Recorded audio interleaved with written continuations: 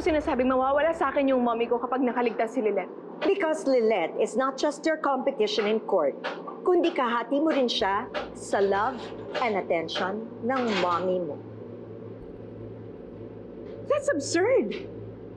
Bakit naman siya mamahalin at pag-aaksaya ng atensyon ng mommy ko, hindi naman namin siya kaano-ano? Diyan ka nagkakamali.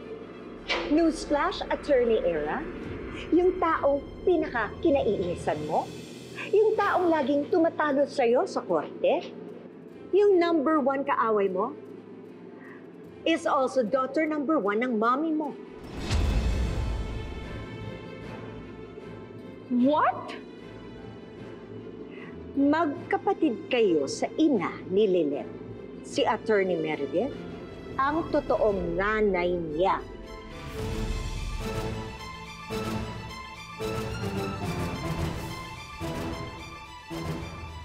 Are you high on drugs, Mrs. Engano? O di kaya nabagok yung ulo mo or something?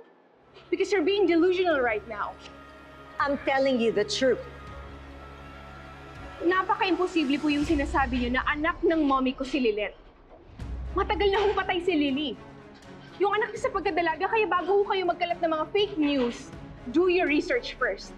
Ikaw ang mag-research because you obviously know nothing.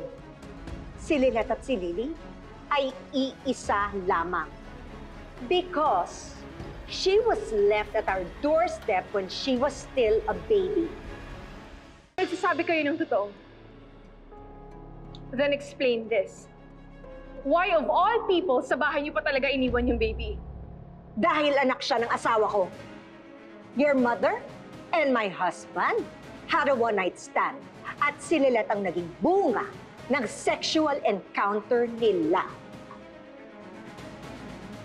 I have no reason to lie to you, Attorney Era. Because we have a common enemy. Kung ayaw mong magkaroon ng kaagaw sa mommy mo, sundin mo na lang ang lahat ng sinasabi ko. Don't lead the police to the kidnappers. Save your mother and leave Lilette there to die.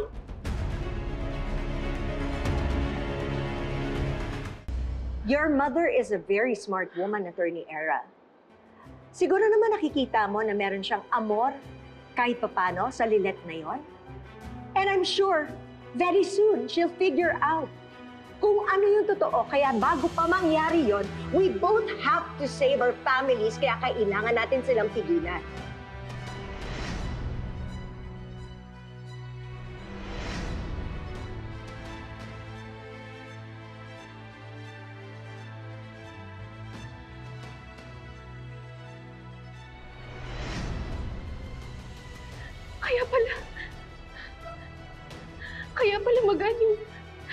Kaya pala magaan yung loob ni Mati sa kanya noon.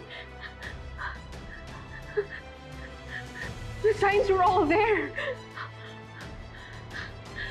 How could I have been so blind?